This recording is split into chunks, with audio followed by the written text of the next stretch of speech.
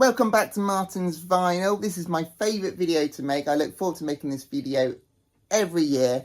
I watch a lot of vinyl community channels and you guys sow some serious heat week in and week out. It takes me a good year. I think I've brought myself on par with some of you heavy hitters in the vinyl community.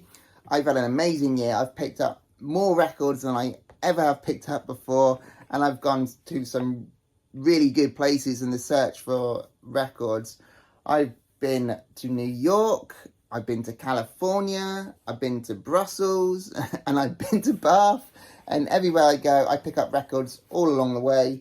I've made videos on each of these places, so if you want to see all the footage from there, check them out. If you're new to my channel, this is the video to watch because I've got some really good stuff.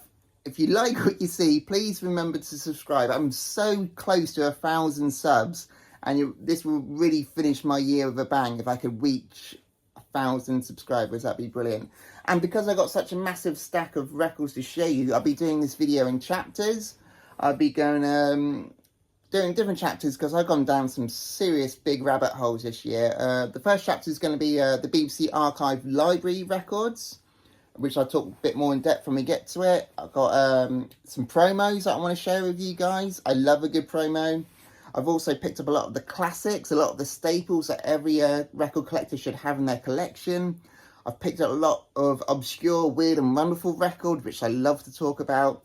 And another rabbit hole, which I've dropped down this year, is records that I found just on my doorstep. I've gone to lots of far off places, but there's so many great records on my doorstep, so many bands that I've been completely oblivious by, which are some really good records. And the last chapter I'm going to show you is the records I've actually picked up that was released this year, 2024. So let's do it.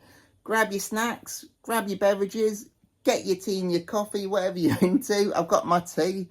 I've got my boba tea. See what I did there? Oh. All right, let's do it. It's going to be a long one. So the very first big rabbit hole I went down this year was finding some BBC gramophone library records. At the very start of the year, the BBC were auctioning off their whole library of records that have been in their basement for decades. Back in the 70s, some of these records were most likely used for their radio output. I love finding a good promo, and for me, this was the BBC equivalent of a promo record. Just knowing that what I might have was used for their radio output makes this very interesting to me. A very cool, interesting thing. But I signed myself up for this auction online, and I didn't win anything. They were going for far too much money. A lot more money than I was happy to spend on a record. Anyway, so I missed out on the auction, but slowly through the year, via eBay and out in the wild, I've been finding them and picking them up. They do have a lot of stickers and stamps on the records, which puts off a lot of record collectors. For me, it doesn't matter. It's a bit of history, but the records themselves are in near mint condition and sound amazing. Sound really good. And these are the records that I found this year. Kicking off with a massive grail for me, this is Budgie's debut album. I made a video about 2 years ago about my top 10 most wanted records, and this one was in it. This is a fantastic hard-hitting rock album that went on to inspire some of the greats like Metallica and Soundgarden. For me, this is a near perfect debut album from Power Trio in Cardiff. Big grail, off my want list, done. As you can see, it has all the stickers, like I said, because it's a BBC Archive library copy. There is an older stamp in, stamp out strip there, and you can see it. So this one was signed out a few times, so most likely used for the radio. And there's more stickers on the back. And the record, like I said, is near mint, almost perfect. You can see a little gramophone library stamp on the label there itself. Oh, that's a good record. That's a good one. Another massive grail of mine I finally ticked off. This is Dust's first album. Another power trio band, but from America. A great mix of killer metal, hard rock and blues rock. But this is the first UK pressing. This has a different cover compared to the first American pressings. But this one's tripled the price for whatever reason. Worth noting is Marky Ramone is on this band before he went on to join the Ramones. Yeah, it still has all the stickers on it. You've got the barcode in the corner there, and it has a little bit of stickers on the back. You've got the stamp there saying it's a BBC Gramophone library copy. They do have a follow-up album, which is still very high on my want list, called Heart Attack, and I'm still after that one. This is Claudia Linier from 1973. I'm afraid all the stickers are covering her face. Let me just open it up, and then you go, that's her there. That's Claudia Linier. Really, really good funk and soul, but apart from being really good, this is actually quite a really interesting album, as Claudia Linier is a very interesting person, as she has served most of her career as a backing singer with some of the greats. She's worked with the likes of Tina Turner, Humble Pie, Joe Cocker, just to name a few. She also had relationships with both Mick Jagger and David Bowie, and went on to inspire some of the songs. One in particular was Brown Sugar, that she was the sole inspiration for. Really, really interesting and really good album. Talking of Tina Turner, here she is in all her glory with 1984's Private Dancer. Now, many of you have, she's a big guilty pleasure of mine. But many of you might have her in your collection, but not many people have this, a BBC promo copy. Now, compared to the rest of them, they're all in near mint condition. Now, this one is not in as good condition. It does have circles around the big tracks. It's got circles around What's Love Got to Do With It and Private Dancer and Let's Stay Together. Those have been circled. None of the other stuff have been circled. And I would say this is more on the VG Plus side, not a near mint copy. And it does have a little sticker on the front there saying BBC Gramophone Library. And what makes me think is that this one was probably used a lot for that radio output. It's Tina Turner, she's very popular, and it's not in the best condition compared to those other records that I've shown. So it makes me think that this was actually used for their radio output. So if you were listening to Tina Turner in 1984, listening to What's Love Got to Do With It, you most likely been listening to this record, which for me is really, really cool. Right, we got Canned Heat, Hallelujah, from 1969. I'm a big fan of Canned Heat. If you don't know who they are big on the blues rock and the electric blues. I love the partnership between lead singer and guitarist Alan Wilson and Bob Haight. Between them, they both keep their work very interesting and different. Very cheap record when you do come across this one, even if it is a first press. But not many people will have a BBC Archive library copy. It's still got the stamps. This one's been torn off, which is a shame, but it's still got the BBC Gramophone library stamp on the back there. Right, the last one I'm going to show you guys is this one, Uriah Heep's Demons and Wizards from 1972. This is an upgrade copy for me. The last one I had was I got out a car boot, so this is a massive upgrade for me. No need to talk about Uriah Heep in too much detail. They're just prog rock at its finest. Demons and Wizards is probably their most recognised album in their back catalogue, with Easy Living being a big radio hit. There's no stickers on this one. This one's almost perfect. The only way you could tell this was a BBC library copy is just the stamp on the label there. Otherwise, there's nothing else on here to tell you otherwise. I've been loving these BBC promos, and I want more, so bring on 2025. The reason why I like them so much is because they're such in good condition and the history behind it as well. So finding more is very high on my radar for 2025. So we're going from BBC promos to actual promos. They're always high on my want list. I'm normally an original first press collector when it comes to records, but one thing that can top that for me is finding a promo record. I've done it in the years before, and this year was no different. Now, this record I'm going to show you is a massive monster grail off my list. If you heard me talking longer than 2 minutes, you will know that this is my favourite record of all time. This is White Stripes' Elephant. It's my favourite record when I was a young teenager, and it still is my favourite, even though I'm about to hit my 40s. Now, when I went to New York, I went to Academy record store, and this was on the wall. Boom, this is White Stripes' Elephant promo record. I saw this on the wall and I was like, you're coming home with me. Only 500 copies were ever printed. Very blank, as you can see. It only says the word elephant, and on the other side it says the White Stripes. Very blank. The only thing else is on there is the track listing on the label and the little small print that says for promotional use only. You guys know what Jack White is like. He loves his records just as much as we do in the vinyl community. He's very old school. And now if journalists wanted to listen and review this record, the only way they could listen to it is when Jack White sent them a record copy. Only 500 copies were ever pressed, and according to Discogs, there's not many left. I saw this in the store, I was completely buzzing. I didn't look at anything else in the shop. I immediately grabbed it and I paid for it. And I was on such a high, I didn't look at any other records. Yeah, massive. Probably the biggest find for me this year was White Stripes Elephant. As well as being a big White Stripes fan, I'm also a big fan of early ZZ Top work. I really love their blues Texas rock sound that they did early in their careers, and I managed to find 2 promos for them this year. I managed to find Rio Grande Mud with the promotional sticker in the corner there. I have this one and also have a first UK press as well.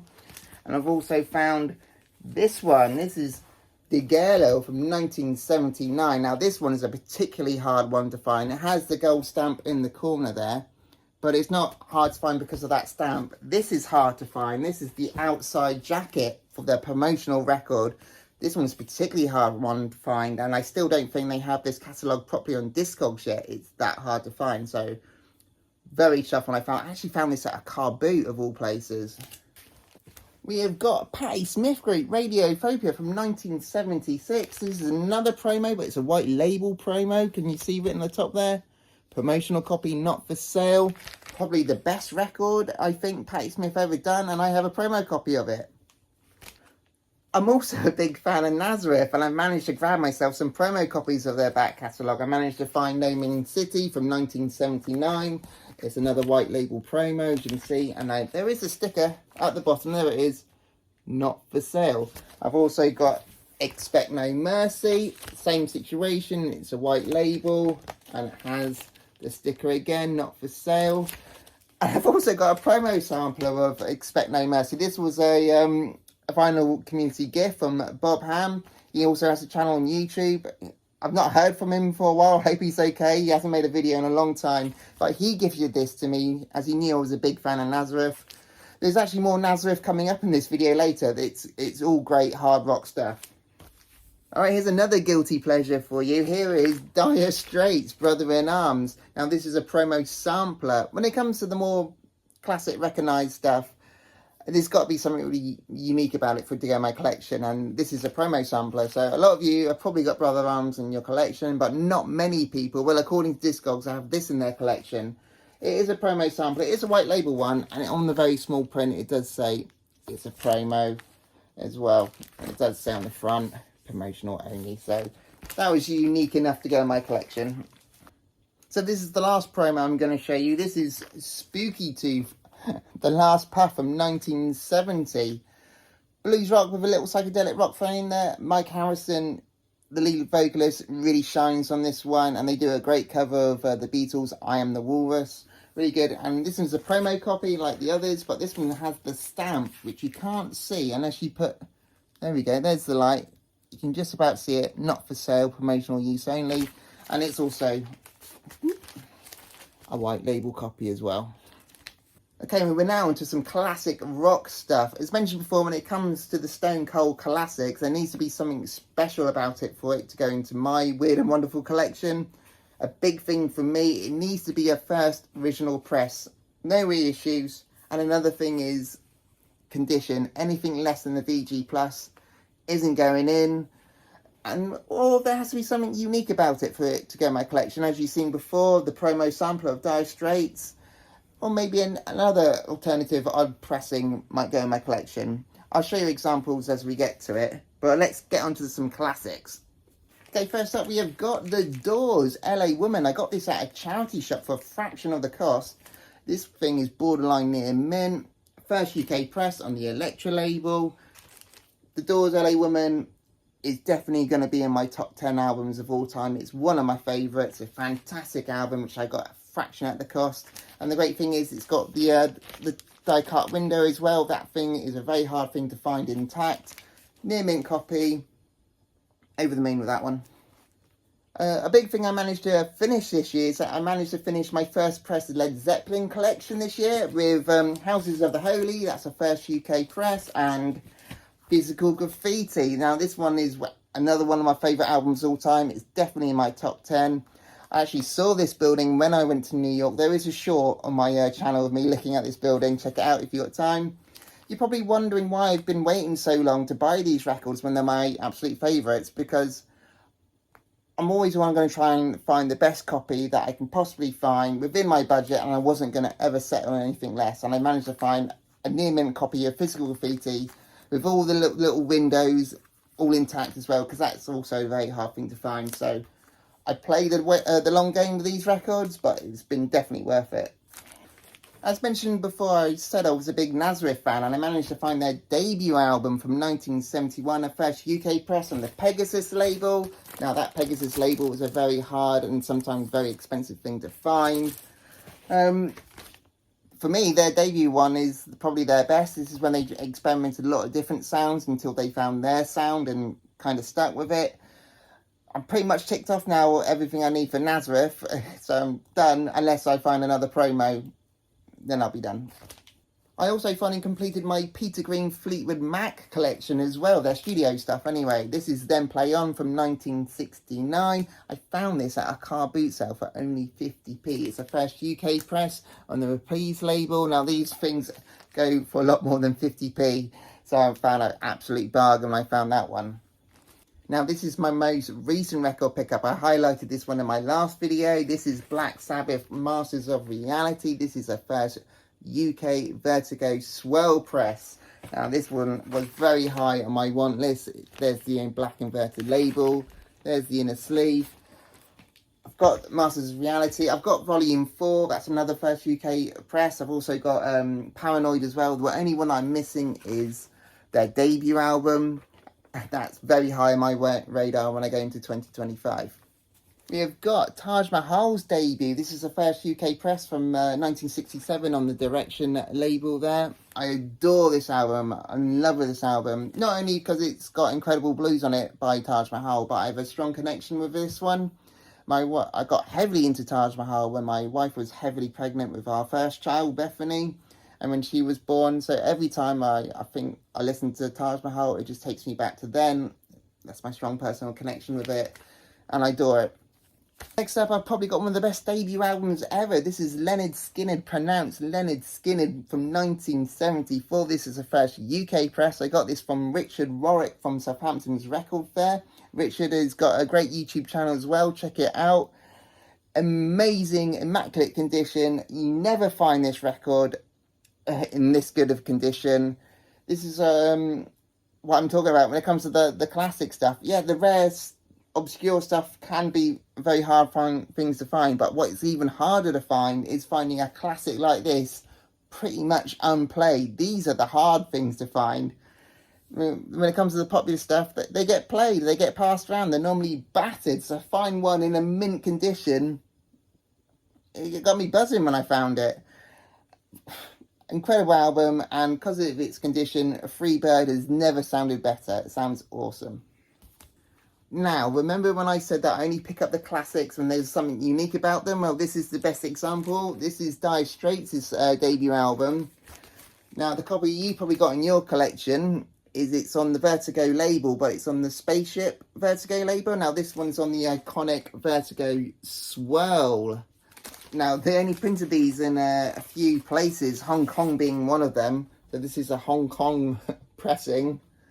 Yeah, just unique enough for me to go in my collection. I have this one. I've also got the same one, but this is Making Movies album. But again, it's on the Vertigo Swell. So yeah, that's what I'm talking about being something different for it to go in my collection. Savoy Brown, Looking In from 1970. Now, I like Savoy Brown. I really like them, and I want the first original UK presses, but they are a lot more expensive compared to American presses.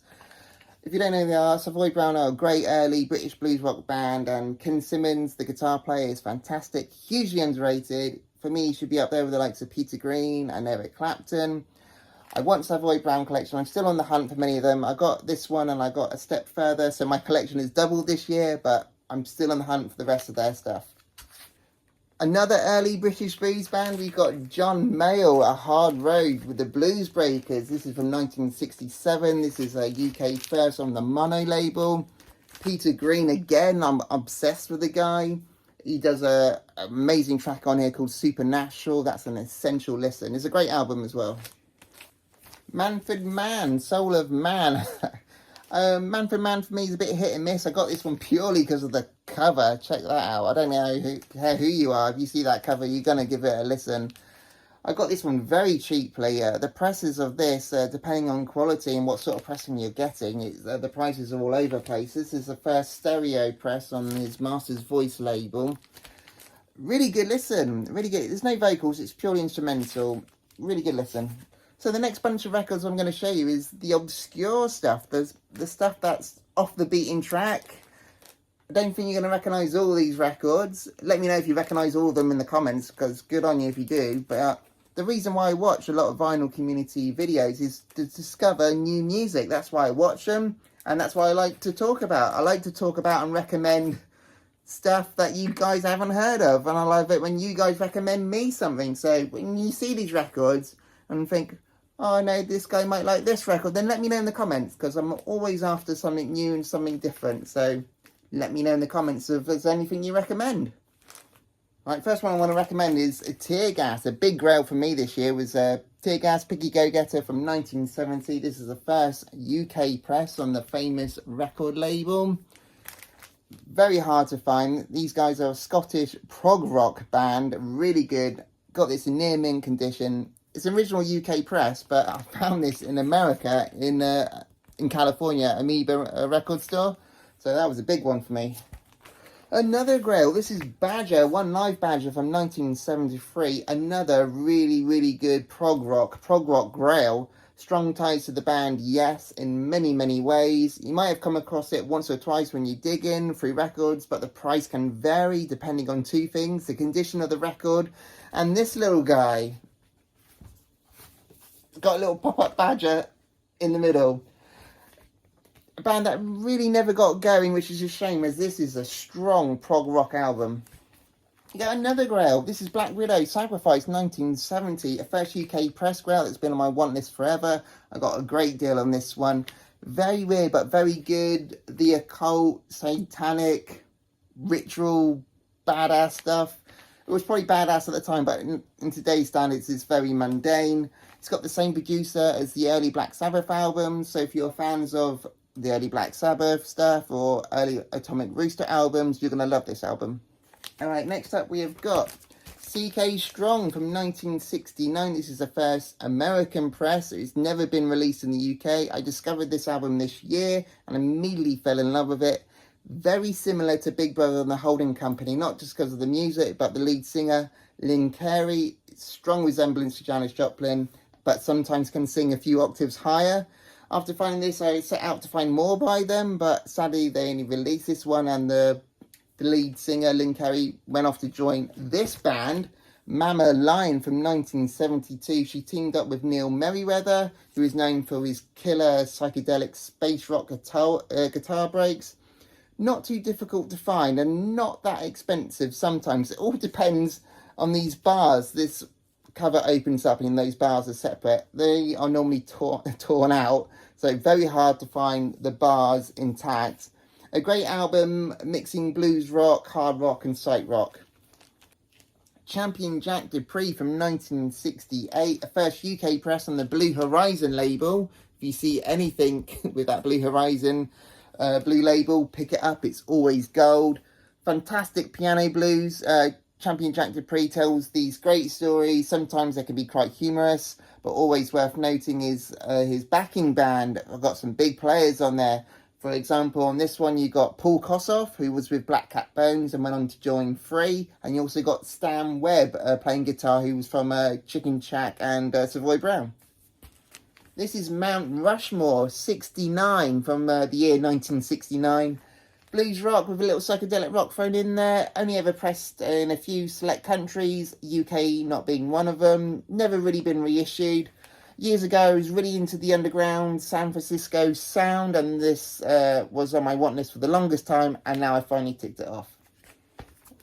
Jane from 1975. The name of the album is called Lady. First German press on the Green Brain label. I picked this one up in Brussels. Very nice prog blues rock from Germany. Right, this one is Brethren from 1970. Country folk, psych rock. A great band from California. Might not be everyone's cup of tea, so... Now, this one is a big personal band that I adore, which many people probably won't know about. This is Arm. The name of the album is Resurrection. The first album I heard by them was called Blues Vibes. They only ever did those 2 albums. Now, Blues Vibes is probably the better album, but this one has some of the better songs. The album as a whole and Blue Vibes is better. The album on this one, not too much. This is psych rock, blues rock, and Christian rock. But the song to listen out for is Resurrection, the title track. A fantastic, must-listen song. If you're going to take anything away from this video, please listen to that song. It's incredible. Yeah, not a particularly rare album if you are in the States, and not a particularly expensive album, but for over here, it's a very hard one to find, and I found this bad boy still sealed, and I ripped it open straight away. Talking of sealed records, I also found this one this year. This is the Frost Music from 1969. Really good psychedelic rock that won't break the bank. That was sealed, and I asked the vinyl community in a video if I should open it, and pretty much everyone said you should rip that bad boy open, and I did. Really great guitar album from early Dick Ragnar, who went on to play with the likes of Alice Cooper, Lou Reed, and Peter Gabriel. Really good psychedelic rock. Right, this is Skin Alley to Pangham and Beyond from 1970. This is a first UK press. A big British prog rock band. This album's got a bit of flute, a bit of sax, a bit of jazz. Also, my only one I have by Skin Alley, and it certainly won't be my last. There's quite a few instrumentals on this album, which I like. Sometimes this turns out to be a good jam session album. This is Coryell from Larry Coryell, 1969. Not a rare record, not an expensive record, but a record that's hardly left my turntable. This is jazz rock with a lot of psychedelic leanings. Coryell is a huge back catalogue, and a lot of it is a bit of a miss for me. There's a few hits in there, but a lot of his back catalogue, I haven't got my ear to it yet. Larry Coryell is an unbelievable guitar player, but not the best singer. The track on here, Jam with Albert, is a standout track. Right, this is another example that a record doesn't have to be expensive to be good. This is Yellow Pages Volume 1. This is Cheap Heat from 1969. This is their debut album. Psych rock, garage rock, blues rock. This album has it all, and they do it very, very well. I always enjoy debut album bands because they explore a lot of different sounds before finding their sound. But this is the only album they ever did. Volume 1 is the name of the album. That is the wrong name. Another one that's just been repeat on my turntable. Here's another cheapo. This is Fever Tree Creation from 1969 on the Uni label. That's a great label. Cheap but killer psych rock. Slightly difficult to find, always on the hunt for anything from Fever Tree. Some of the records were never released in the UK, this being one of them. An interesting fact to take away from this album, Billy Gibbons from ZZ Top appears on this album as a session guitarist before joining ZZ Top. Right, this one is Undisputed Truth, Cosmic Truth from 1975. This is funk, soul, with lots of psychedelic guitar in there. If you're fans of Funkadelic and Parliament, this one is a must listen, and it won't burn a hole in your pocket. Really good album, and they do a great cover of Neil Young's Down by the River. That is a great track. Check that track out. As a music lover, I'm always trying to find and discover new music, and I've always been kind of focused on the underground psych albums, particularly over in the States, that I completely overlooked all this local talent on my doorstep. I live on the south coast of the UK, and this is the record that started this massive rabbit hole that I've been down. Now, this is Beggar's Farm from 1984, a trio band from the Isle of Wight. I say it's from 1984, but it sounds like it came out from the early 70s. Recorded on this small independent record label called White Rabbit Records. Very similar sounding to the bands Hawkwind and the Pink Fairies. This has got psych, prog and acid throughout. I've been really obsessed with this band this year, and there's very little information about them online, but I did manage to find this album shortly after. Now, the frontman of this band is called Algie, and he formed this band shortly after on the same record label. Now, this is a lot more heavier sounding album than compared to the first one. You can't find it or stream it anywhere. The only way you can listen to it before was on vinyl, but I've ripped it, and this is my first album I've ripped for my channel, so you can listen to this album in full now on my channel. Very good heavy prog, psych and acid. Thoroughly enjoyed this band this year.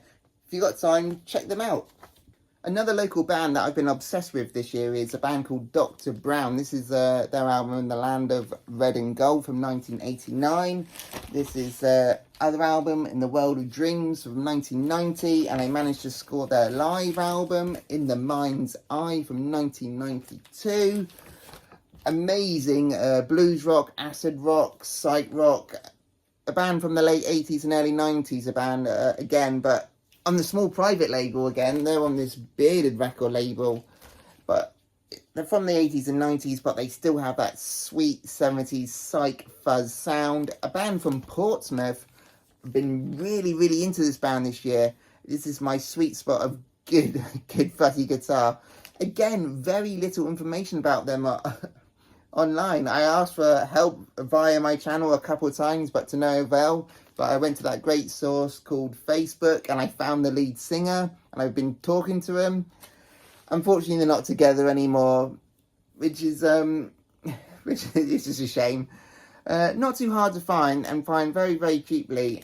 But just be careful when you do listen to them, because you're going to be hooked. I've been hooked on Dr. Brown all year. Right, this one's Baby Barefoot In the Beginning from 1972. Blistering heavy blues rock. They're a band from Fareham, which is between Southampton and Portsmouth. This is my only reissue in this video. I've broken my golden rule about collecting any original first presses. This is a reissue, and for good reason. Only 50 of the original first presses, only 50 were made, and they can go for over £3,000 if you find a copy. Really good heavy blues rock. It's in between like the likes of John Mayall and Jimi Hendrix. Really good stuff. You're probably never going to find one out in the wild, but so you have to settle for a reissue, but it's worth checking out. Another local find, this is Iguana from 1972, a band from Southampton. This was a pure blind buy based on the cover, and I got it because one of the tracks says Southampton Blues. Progressive jazz rock with some serious funky guitar and some great sax on here. The band here went on to become the backing band for Jeff Roden. Okay, this is the last local record I'm going to show you guys. This is Band of Skulls, a band from Southampton. The name of the album is called Baby Darling Dollface Honey. A big favourite of me and my wife's. We actually found this over in New York when we went, and when we did find it, we sent a message to the lead singer, Russell Marsden, saying that we found a copy, because the last time I spoke to him, because we see him every time they come to their hometown, he told me that he didn't even have a copy on vinyl. So I sent him a photo via Instagram, and he said I probably grabbed the last copy left, because they didn't press many of these back in 2009. If you don't know who they are, they're very similar to Jack White and the Raconteurs. It's that sort of vein. I spend a little bit more than I'm happy to spend on a record, but me and my wife are such big fans of the band that we could not resist bringing this home with us. A big favourite of me and my wife's. Right, the next bunch of records I'm going to show you are all the 2024 releases that I've managed to get in my possession. But before I do that, I have to send a massive thank you to my wife, Sarah. She's the one who gifted me all these records. She's very supportive of my hobby, but she never wants to buy an original first press of an older record for me, because she's always worried she's going to buy the wrong pressing and gift it to me. So she sticks with new releases. And before I get into these records, I just want to say she really does go above and beyond for me, and I just want to send a massive thank you to my wife, because if it wasn't for her her love and support with my little obsessive hobby, I wouldn't have been to these places that we have been to. I wouldn't have any of these records without her love and support. So a massive thank you goes to my wife. I love you to the moon and back for everything that you do for me and everything you do for our little family. Love you so much. So for example, the way she goes above and beyond for me, this record came out this year. This is Jack White's No Name album. Now, they announced this one pretty quickly, and if you wanted to get your hands on a copy before anyone else, you had to go to your small independent record store. And I had to work that day. So I went off to work, and unbeknownst to me, she drove an hour and a half to the nearest, smallest independent record store that had this in stock. And she queued up with the kids and got me this record. So this is how she goes above and beyond for me. Love you so much for that. It's a really good album as well. This is Jack White going back to his old ways, which I really love. But I love it even more that my wife did that for me. Another record she got for me was this one. This is the Black Keys' new album. She knew I was a fan of the Black Keys. I'm not too fond of their newer stuff. I like their older garagey rock sound. The new mainstream stuff, not so much. It is a good listen, but not an essential listen. Another record she got for me was this one. This was Bones. Me and my wife are quite fond of this band. We saw them support another band. I think it was Band of Skulls, and we've been following them ever since. Very, very heavy electronic rock sounding records. A few earwormy songs on there. It's quite good, this one. Now, this is a family favourite one, this one is. This is Red Rum Club. Not me and my wife's favourite, it's also my daughter's Bethany's favourite band, and we went to see them live this year, and we got this record signed by the band themselves. We had a great time. It's a big family favourite, this band. Bit on the indie rock pop side. They got a trumpet player in there who's very, very good. It came on this killer, I don't really do colour vinyl, but that colour one's pretty awesome. Yeah, big family favourite, that one. And the last record I'm going to show is probably the best record that I think has come out in 2024. This is Michael Kiwanuka's Small Changes. Again, me and my wife both enjoy Michael Kiwanuka. Really, he's also lives in Southampton as well, which is interesting. But big favourite for me and my wife. That's everything I got. Thank you again to my wife Sarah. As always, you always go above and beyond. Thank you very much. Thank you very much if you watched it to the end. Don't forget to like and subscribe, because I'm almost reached 1,000 subs. Have a good Christmas. Have a good New Year. I will see you all again for the vinyl tag of 2025.